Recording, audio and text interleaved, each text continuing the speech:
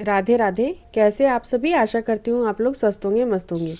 आप सभी को विजय एकादशी की हार्दिक शुभकामनाएं। आइए मैं विजय एकादशी की कथा सुनाने जा रही हूँ। चलिए सुनते हैं।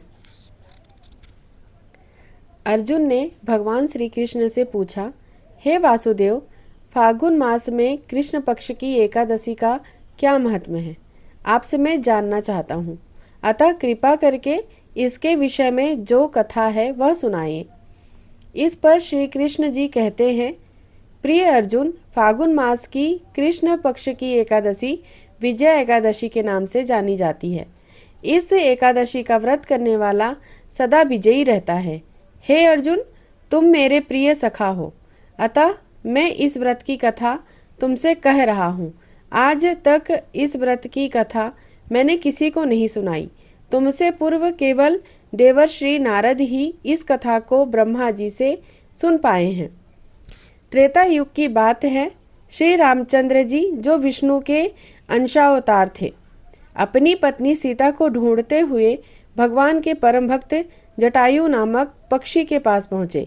इस पक्षी ने रोते हुए बताया कि सीता माता को सागर पार लंका नगरी का राजा रावण हरण कर ले गया है और माता इस समय अशोक वाटिका में है। जटायु से सीता का पता जानकर श्री रामचंद्र जी अपनी वानर सेना के साथ लंका पर आक्रमण की तैयारी करने लगे, परंतु सागर के जल जीवों से भरे दुर्गम मार्ग से होकर लंका पहुंचना प्रश्न बनकर खड़ा था। भगवान श्री राम लक्ष्मण समेत वाग्दालभ्य मुनि के आश्रम में पहुँचे और उन्हें प्रणाम करके अपना प्रश्न उनके सामने रख दिया। मुनि ने कहा, हे राम, आप अपनी सेना समेत फाल्गुन मास की कृष्ण पक्ष की विजय एकादशी का व्रत रखें।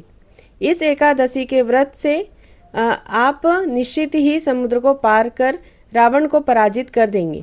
श्री रामचंद्र जी ने तब युक्त तिथि के आने पर अपनी सेना समेत मुनिवर के बताए विधि विधान के अनुसार एकादशी का व्रत रखा और सागर पर पुल का निर्माण कर लंका पर चढ़ाई की।